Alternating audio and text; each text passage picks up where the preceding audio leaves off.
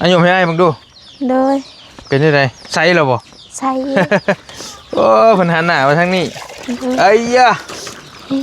โอ้เฮงเนาะโดยถอยไปนิดนึงให้มันเห็นคักนะเป็นไงยังโยมไปโดยโอ้โหยะไอ้ยะเบิกโอ้แห้งอีนี่โดยเบิกพี่น้องเอามือเดียวเบิกไอ้ยะปอ2 ล้านได้ดังเด้อเจ้านบมือแล้วจังโดยขอมาขอบใจหลายๆทั้งพ่อกับแม่เพิ่นเด้อโดยขอสุขภาพเพิ่นแข็งแรงเด้อความเจ็บบ่ให้ได้ความไข้บ่ให้มีขอให้เพิ่นร่ำเพิ่นรวยเด้อสมปรารถนาเด้อ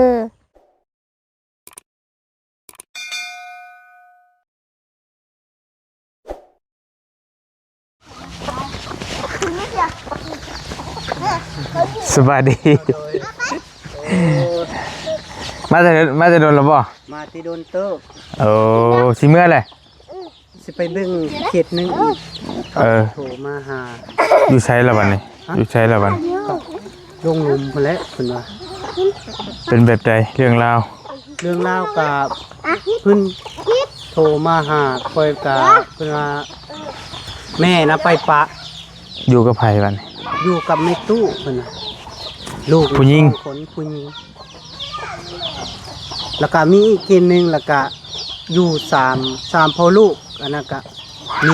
มียปะว่าซั่นพอห่างเมียปะแม่นพอห่างเมียปะแล้วก็ลูก2 คนผู้หญิงเบิด2โดยเสื้อผ้าหยังก็บ่มีกะลาวก็เป็นโรคตับนี่พ่ออะไรแม่เฮ้ยเนาะสะเลยแล้วเพิ่นไปเบิ่งหั่นนะจะสิไปเลยบ่หรือว่าจังได๋ก็ว่าสิไปเบิ่งก่อนเป็นในสภาพให้เจ้าไปแล้วเจ้าไปเบิ่งแล้วจังสิโทรหาข่อยสิบ่เจ้าก็ได้คือกันเพราะว่าข่อยสิ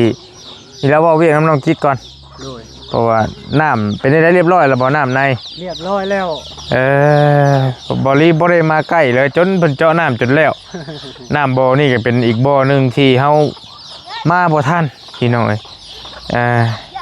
แต่เห็นอยู่คลิปเจ้าไปตักน้ำตักในซอยน้องเพิ่นบ่แม่นก็โอเคขอบใจหลายๆทั้งบ่แก้วเพิ่นก็อยู่ใกล้ได้เพิ่นมาใกล้เพิ่นมาซอยวันนี้ก็โอ้ยขอนึกว่านางลายแท้แตกหยวดใกล้ก็ได้โพดโพมีแต่ว่าซ่านเด้อมีแต่ว่าสิไปเบิ่งแล้วอันใดๆก็จะส่งหาข่อยเด้อโอเคขอบใจหลายๆบ่แก้วคันบ่ทันมื้อนี้ก็บื้นเด้อแล้วจังว่ากันคำว่านบืนกับมือโอเคเจ้าเดินทางปลอดภัยมาเบิ่งน้ำน้องกิ๊กบริกะมาให้น้องเพิ่นขอบมกขอบใจขอบบุญขอบคุณนั่นแหละทางผู้ใหญ่ใจดีที่เพิ่นเจาะให้แล้วผู้พี่น้องเอ้ยเนาะมื้อนั้นเพิ่นเจาะบริกะบ่ได้มาบ่ทันขึ้นพลานนี่แล้วก็เงินบริจ่ายเรียบร้อยแล้วโอนจ่ายให้เพิ่นเรียบร้อยเรียบแล้วเนาะตอนนี้ก็บ่มีปัญหาน้องเพิ่นกำลังเกลือเป็ดเกลือหมูเกลือไก่อยู่ว่าซั่นดอกเดี๋ยวมาเบิ่งน้ำเพิ่นจังหน่อยก่อนโธ่นางเอ้ยพิลึกพิลือแท้มันไก่ลูกจักแม่นี่ใส่มันคือแซวโอ้ยเกลือหมูเกลือไก่สบายดีเดี๋ยวย่างไปหาจักหน่อยเบิ่งไปพี่น้องไปเบิ่งน้องกิ๊กก่อนไปเบิ่งน้ำเพิ่นก่อนเนาะทักทายสบายดีเด้อพี่น้องย้ำค่ำย้ำแรงบริกะตอนนี้อยู่บ้านนาเพกเนาะมาหาทางน้องกิ๊กยังบ่แล้วอยู่บ่เกลืออยู่ไสเกลืออยู่นี่ได้บ่มันมาบ่มันต้องไปหม่องมันบ่ใช้อยู่ไสน่ะโอ้ยโอเคมาใช่นี่ไอ้มาเบิ่งน้ำนี่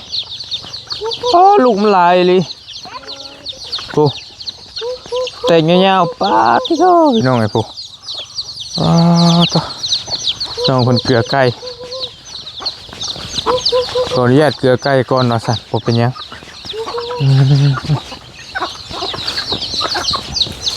โอ้กุ๊ก น้องผิดบ้าน ขอโทษเด้อ โดย ได้ปะตัวนี้ไม่ก็ได้อันนี้มันรุดมันอย่างเดียวดูดิ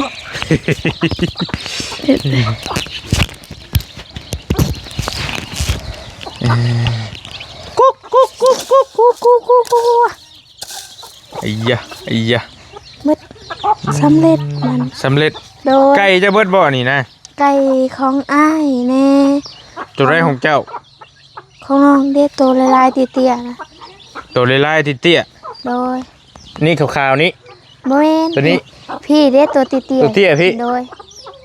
มีลูกอ่อนบ่ โดย อันนี้คอกมันอันนี้ โดยของเพิ่น มีให้แล้วนี่เนาะ โดยมี เฮ้ยผมมีใคร โดย มากระทันก็มี มี โยหวานอยู่บ่ ชม เอ้า วันนี้พอชุ่งนะหน่วยใหญ่ บ่ยังบ่ทันชุกใช่บ่นี่ฮะ โดย มีตัวชุกน้ำนี่ฮะ โดยหน่วยใหญ่สปอร์ตีนบ่ เป็นยังไงเฮ้ย มากระทันป่ะไปน้ำก๊อกไปเบิ่งหน้ามาดู โดย เป็นได้ได อย่าดื้อนะ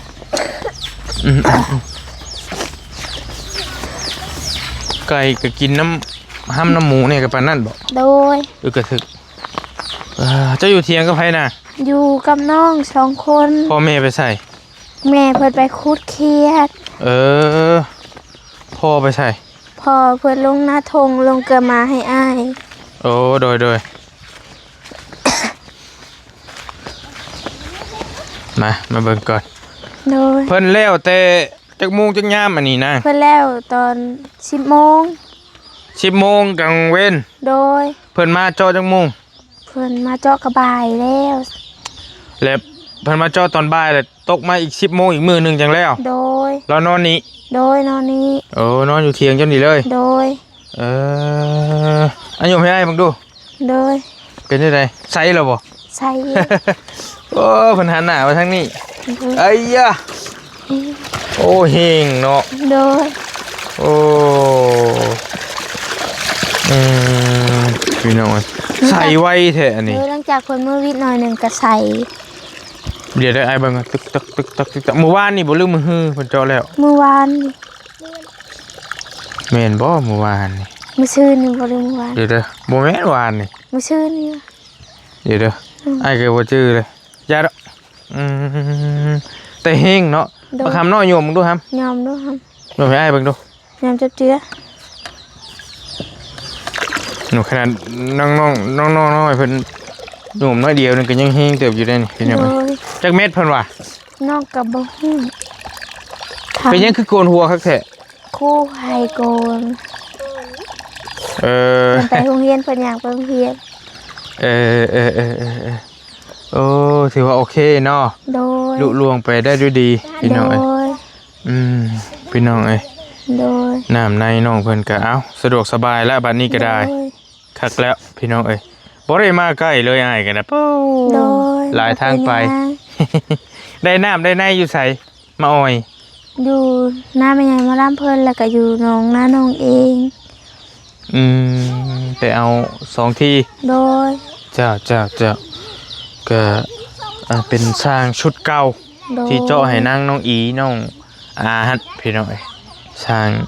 เจ้าเก่าเจ้าเดิมแล้วก็ โดย เพิ่นว่าเจาะง่ายอยู่บ่ ง่ายอยู่ แต่เพิ่น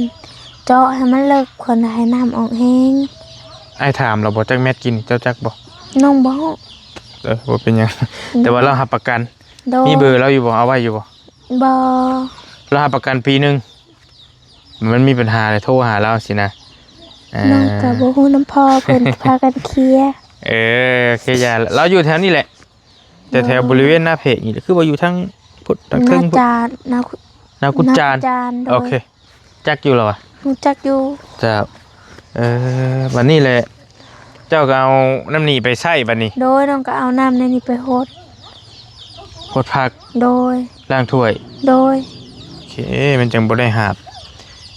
ไก่พี่น้องแต่ว่า โดย ถ้ากินนี่ก็คือสิยังบ่ปานใดตัวกินนี่ กินกันยังคิ้วทอกับกาว แม่น โดย แล้วก็ ขี้ดิน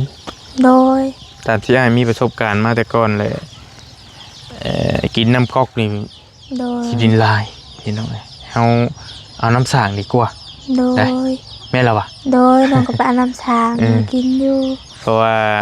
เขาสังเกตว่าเขาโยมแล้วเขาไปต้มป้ามันติดก้นหมอหนึ่ง แล้วก็น้ำตัวน้าเบามาก็ยังบ่ทันได้เมิด ตัวชิปแพ็คคันได้ โดย โอเคกันว่าสิชื่อกินน้ำแพ็คตลอดมันก็บ่ไหว้เนาะ โดย เข้าใจอยู่ ก็ไปตั้งน้ำช้าง ก็มีผู้ใหญ่ให้บริซื้อมาให้น้ำมาให้น้องเพิ่นอยู่10แพ็คแต่ก่อนพี่น้องเอ้ย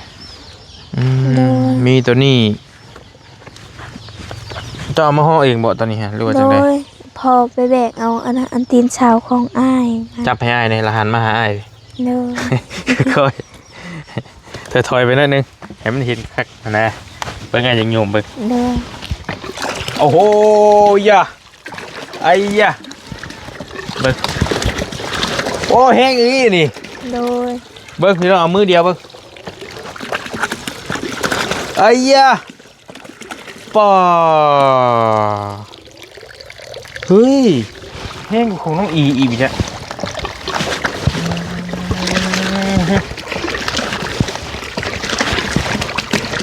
ป่า พี่ลึกเอ้ยแล้วก็น้ำใสพร้อม โดย ตัวหน้าวันนี้มันขุ่นแน่บ่หรือว่าไหนมันขุ่นมาแต่ก่อนบ่หรือว่ามันตั้งขุ่นน้ำนี่ มันคุณน้ำกระซ้ำน้อง เฮ้ยแหละได้บ่งเจ้ามักบ่นี่ล่ะ โดยบางน้องหมักเลย โอเค เพิ่นบอกว่าน้ำก็แห้งอยู่เพิ่นน่ะ น้องมาซี่เอาเองน้องเลยแล้วเพิ่นบอกว่าโดยได้เพิ่นน่ะน้ำแห้งอ มา ยู่ ที่เลย โดยน้องบอกว่าเอามึงนี่ แสดงว่าแถวนี้น้ำลาย โดย เมตู้อันน้องอีนั่นก็เรามักอยู่หันก็ได้อยู่หัน โดย อันนี้น้องกิ๊กเพิ่นมักอยู่นี่ก็ได้อยู่นี่เพราะว่าบางคนนี่เฮามักอยู่นี่อยู่แต่ว่ามายามน้ำแล้วมันบ่มีก็ต้องได้ย้ายไปหม้องอื่นสินะตัวนี้ก็ได้มักแต่ว่าไอ้ว่ามันก็สิเปื้อนบ่หรือว่าจังไดเนาะก็ได้อยู่แล้ว โดย แต่มันค่อยลงอยู่พุ่นอยู่ โดยน้องก็ขุดเป็นหูแล้วนะ อัน หันกล้องมาพี่เบิ่งดู หันแล้ว อัน เป็นยังไงนี่ ของพ่อ เพิ่นมาอันอาบน้ำอาบในอยู่นี่เลย โดย โอ้นี่เลยนี่ โดย แป๊บคันว่าเฮานั่นก็หาไม้เนาะ โดย มาขุดแล้วก็เอาผ้าตังบ่มาอ้อมแล้วก็ โดย เฮ็ดทั่วแล้วก็เฮ็ดหม้องอาบน้ำน้ำเน่เฮ็ดทั่วน้ำเน่นะ โด พี่น้อง ย เอาแพร่ขังอะไรเฮ็ดแทนห้องน้ำเฮ็ดได้ซะ โดย อ้าวก็ดีใจนำแล้วน้องเอ้ยได้น้ำได้ในแล้วบัดนี้ก็ได้ โดย เอาได้น้ำใส่น้ำสอยแล้วเป็นบ่อที่2 โดย ที่อยู่บริเวณนี้ที่บริเจ้าให้บ่อที่1คืออยู่ของน้องอีบ่อที่2คือของน้องกิ๊กนี้เนาะ โดย อ่ะหาหมองนั่งเบิ่งรูปบัดนี่เฮามานั่งอยู่ใกล้ๆน้ำมันก็ได้เอาสาดมาก็ได้นั่งไป โดย สาดมาดูนั่งน้ำกันโอเคพี่น้องเอ้ยจะมานั่งน้องกิ๊กหนั่นนึงโอเค โดย มันก็ได้สาดมันก็อย่างอันนี้เจาะๆนั่นนึงเนาะ โดย สาดไอ้ชื่อมาให้ตอนนั้นอยู่ไส อยู่ ปู เทียง ปูอยู่เทียงได้แล้วบ่ โดย เบิ่งขออนุญาตได้พี่น้องเด้อ มือสร้าง ขอ มาน้องกระปูให้สร้างแผ่นหนึ่ง โดยกินข้าวแล้วมื้อนี้ กินแล้วกินกับตำมะฮุง กินกับตำบักหุ่ง โดย เนี่ยกินบ่ย่างบ่อ้ายเคยซื้อหยังมาให้เจ้าแน่บ่ ไข่ไก่ ปลากระป๋องมีอยู่บ่ หมดแล้ว ไข่ไก่มี ไข่ไก่ก็ยังสีพ่องหมดแล้วน้องก็แยมไว้ให้ หา แล้ว หยังสู่สร้างกินมื้อนี้ เมื่อนะน้องก็ไปซื้อเอาไก่มาให้เพิ่นกิน ไปซื้อไก่ โดยไป อยู่ ซื้อเอาโครงไก่อยู่บ้านมาให้เพิ่น อืมเจ้าโอเคย่างหรือว่าขี่รถไป น้องไปยืมรถจักรนาบาวน้องก็คือรถจักรนาบาวเมื่อนะ เดี๋ยวแป๊บหนึง พอต้องเห็นไปไซฟ้ากัน เจ้าอายุนะเพกพี่เด้ออยู่กำลังน้องกิ๊กอยู่น้องเพิ่นส่งมาถามโอเคพี่น้อยและเงินอีหล่ายังอยู่บ่ เงินตัวที่นำเอาให้บ่ เจ้า ยังน้องก็เก็บไว้เผื่อเขาหมดน้องก็เก็บไว้ มาซื้อแนวจำเป็น โดยไว้ซื้อข้าว โอเคและโตจะเป็นไข่นี่ดิ น้องไข้ในแล้วน้องก็กินยาน้องก็เมื่อซักยามื้อน่ะค่ะ ก่อนช่องบอลลี่สิโดนแบนตอนนั้นช่องใหญ่บอลลี่มาถ่ายคลิปน้องกิ๊กนี่แหละ โดย เป็นคลิปสุดท้าย โดย ตอนน้องมาแจ้งข่าวน้องเป็นตอนเพิ่นกำลังแกงหน่อไม้มื้อนะพี่น้องเอ้ยประมาณนั้น มันก็ได้จักสิเว้าในใดกับเจ้าก่อนมันหลาย โดย คำหลายเว้าหลายว่าเพิ่นก่อนมีหยังลูกล่ะ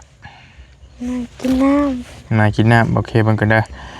แอนค่าน้ำนี่บอลลี่จ่ายไปแล้วเด้อนี่พี่น้องเอ้ยโอนจ่ายให้ทางอ้ายเพิ่น4 ล้านกีบเนาะซ้ำกันนั่นแหละซ้ำกันกับ โด อยู่พุ่น ย 4 ล้านทวนๆพี่น้องเอ้ยน้ำในเฮาหามาเอง โดย เราเอาน้ำซ้ำนั่นแบบโยมเอาซื่อๆนี้หรือว่าถ้าเป็นเงินบาทก็6,000เนาะแต่ว่าตัวใส่ใดนี่บอลลี่บ่อยากจื้อปานใดคือว่า10,000บ่ใส่ใดน้ำนี่นะใส่ใดจุ่มน้ำพี่น้องแต่ว่าราคานี่แม่นราคาโยมราคามาตรฐานทั่วไปที่เคยจ้างประมาณนี้แหละแต่ว่าถ้าถึกบ่มันยากอีกก็บ่ได้อีกเด้เขาเจ้าก็ต้องขอเพิ่มเขาอย่างอีกนะแต่เจอบ่มันง่ายก็ง่ายพี่น้องเอ้ยก็สิอยู่ราวๆ30น้อยๆ30ปลายเม็ดนี่แหละเบิ่งทรงของน้องกิ๊กนี่ก็ได้เราบอกว่ากุ้มแรงกุ้มฝนแล้วอ่ะ โดยเดือน4เดือน5ก็แห้งเพิ่นบอกน้อง โอเคก็ถือว่าโอเคอยู่แล้วเราเจาะบ่อใดอ้ายนี่ก็ไปเจาะอยู่บ้านน้องพรก็10เท่าไรเดือนแล้วก็ยังได้ปกติบ่มีปัญหาหยัง โดย อยู่หน้าเพกนี่อยู่ในบ้านนี่ก็1เบิ่งดาวลิเจาะ1บ่อ2บ่อ3บ่อบ้านหน้าเพกน้อยนำนี่3หรือ4บ่อเนี่ยหลายอยู่เด้อยู่ในบ้านหน้าเพกก็หลายอยู่เจาะซอยเขาเจ้าพี่น้องเอ้ยก็มีแต่สิมาให้น้องกิ๊กเด้อวันนี้เด้อนางเด้อ โดย ขอบมุกขอบใจขอบบุญขอบคุณผู้ใหญ่ใจดีเพิ่นแล้ววันนี้กับมีเงินมาให้น้ำเนเด้อ โดย เบิ่งก่อนจะได้ซื้อนางกิ๊กน้องกิ๊กโอเค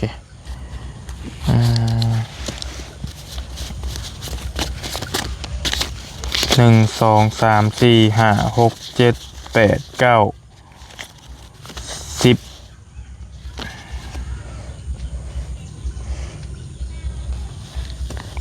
11 12 13 1 2 3 4 5 6 7 8 9 10พอเพิ่นฝากเงินมาทำบิดนั่น300เหรียญ โดย ร้อยหนึ่งน่ะมันได้อยู่2 ล้านกับ100,000บัดนี้แหละ300เนี่ยมันได้อยู่6 ล้านกับ300,000พี่น้อยบัดนี้มันยังเหลือเงินอยู่2 ล้านกับ300,000 โดย บริจายไปแล้ว4 ล้านเฉพาะ4 ล้านเศษๆได้บ่ได้เอาไปใส่แนวอื่น โดย แล้วมันยังเหลือเงินอยู่2 ล้านได้นางเด้อ โดย เจ้านบมือแล้วจัง โดยขอมาขอบใจหลายๆ ทั้งพ่อกับแม่เพิ่นเด้อ โดยขอให้สุขภาพเพิ่นแข็งแรงเด้อความเจ็บบ่ให้ได้ความไข้บ่ให้มีขอให้เพิ่นร่ำเพิ่นรวยเด้อสมปรารถนาเด้อ เจ้าเพิ่งง่ายสินั่นกันได้อแป๊บนึงมันไวโพด น้องเพิ่นโอเคเฮ้ยสิอ่านสิพ่อกับแม่กันยันเจ้าลง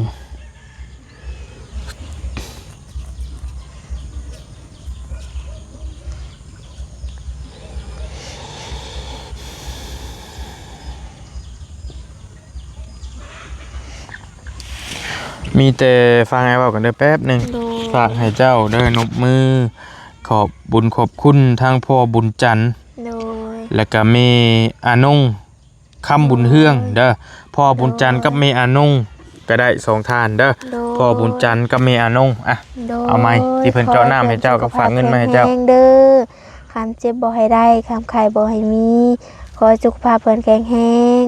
ร่ำรวยเด้อไปทางใดก็ให้มีคนหักคนแพง จ้า โดย สาธุเด้อเนาะ โดย โอเคก็ถือว่าเงินเจ้าน้ำอ้ายตอนนี้หันแม่นเบิดเลยนะ โด เด้อย เบิดแล้ว โดย เลยทางอ้ายหันตะกี้หันบอกกับเจ้าว่ามีเงินอยู่300เหรียญประมาณ6ล้านปลายว่าสิเก็บไว้ใช้ประโยชน์แนวอื่นไว้ชื่อดินชื่อหยังบ่จังใดก็เบิ่งแต่ว่า โดย บัดนี้แหละพ่อเพิ่นส่งมาหาบริใหม่เพิ่นบอกว่า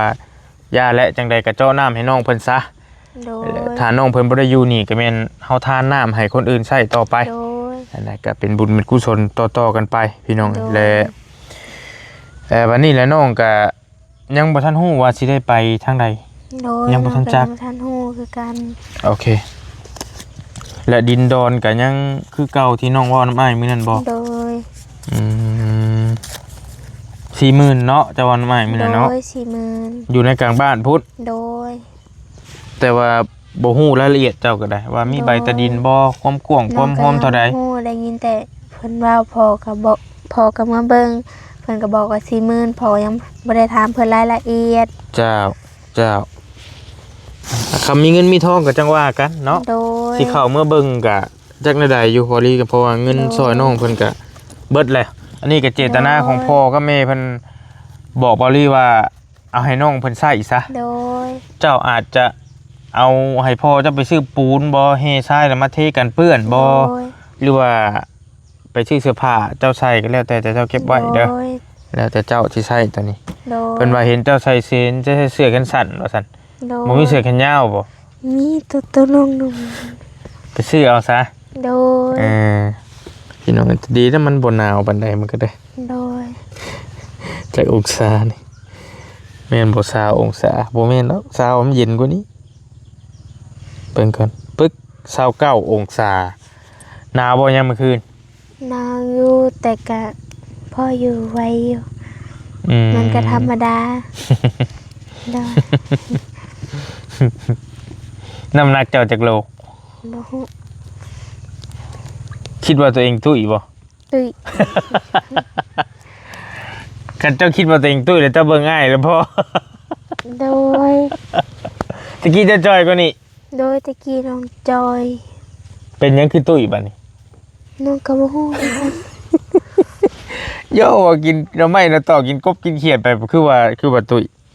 โดย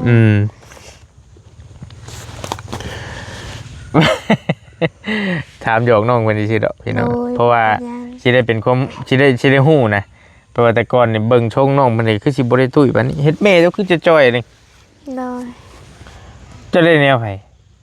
พ่อเจ้าตุ้ยบ่ ตุ้ยแต่ก่อนเพิ่นก็ตุ้ยเดียวนี้เพิ่นกับเพิ่นเจ็บเพิ่นขายเพิ่นก็จ้อย น้องคิดว่าน้องได้นิ้วพ่อเว้ย คือพ่อว่าเจ้า โดย อืมโอเคพี่น้องเอ้ยก็กินข้าวกับหยังซั่นน่ะว่าแรง ทาเคียดนะแม่พุ่นแลมทาเคียด สิประมาณขวบเก่าพุ่นแล้วเรามาติ โดย อืมพอเรามาตอนนั้นก็บาลีมาสัมภาษณ์น้องเพิ่นนี่ก็แม่นช่วงค่ำๆนะ โดย เรามาก็ได้เห็นเนาะมีไผมาหาฉันเอาไว้หามื้อนี้ มีคาวาเวียดแล้วก็เบาต้าว่าน้องก็บ่ซื้อวันแล้วก็มีเบาแก้วเข้ามา อืมเอาหัดเงินไว้ โดย ไปสนะโอเคแล้วล่ะเด้อ โดย แล้วจังว่ากันอาจสิไปเวียกไปเบิ่งพุ่นก่อนแล้ว โดย จังว่ากันเพิ่นอยู่ที่หั่นน่ะ แม่นเพิ่นบ่อยู่บ่บางทีเพิ่นก็ไปเล่น เอ้าสร้างว่าแท้ โดยบางทีแม่น้องปีนอึงขาวบ่เห็นคันไผอยู่ อืมโอเคพี่น้องอยู่ดีมีแฮงเด้อน้องเด้อ โย สวัสดีปีใหม่ กัน เจ้า โอ้ยคำเจ็บบ่ให้ได้คำไข่บ่ให้มีเด้อ เจ้า ให้ร่ำให้รวยสุขภาพแข็งแรง เจ้า โดย ดีมีแฮงเนาะ โดย โอเคชับมันก็แฟบเนี่ยป่ะโอเคลุกขึ้นมานี่ละ โดย เก็บไว้รสชาติเจ้า โดย อันนี้ทางใช้น้ำใช้ในกับบริมีบ่ มือ อันนี้บ่ครูหามนะ คู่ของหลานน้อย ครูหลานเจ้าอีกนี่ก็ได้ โดย เออมื้อคืนนี่อาบน้ำอยู่นี่บ่ โดยอาบอยู่นี่มันใส่หลังจากเพิ่นเมื่อวิทย์น้อยหนึงนี่แหละหลังจากเพิ่นฮอดทางนู้นน้องยอมไปยอมมาเห็นใส่ โอ้ยเถอะแท้เนาะ โดย เออผู้นี้น้องแท้ๆเจ้า โดยน้อง ชื่อหยังหำโลโอ้ตอน น้อ เป็ ง น กี้จ้ะ เท่ากี้ โดย โอ้จักปีละหั่น บ่ฮู้ บ่รู้ โดย บ่รู้อีกเด้ ประมาณ 6-7 ปีได้บ่อยู่เท่าๆนี่แหละอยู่กันสองไอ้น้องติ โด สอง ย ไอ้น้องเพิ่น โดย โอเคมาเอาไม้ให้มาโอเคเก็บใบจุดดีได้หลายได้เงินเด้อ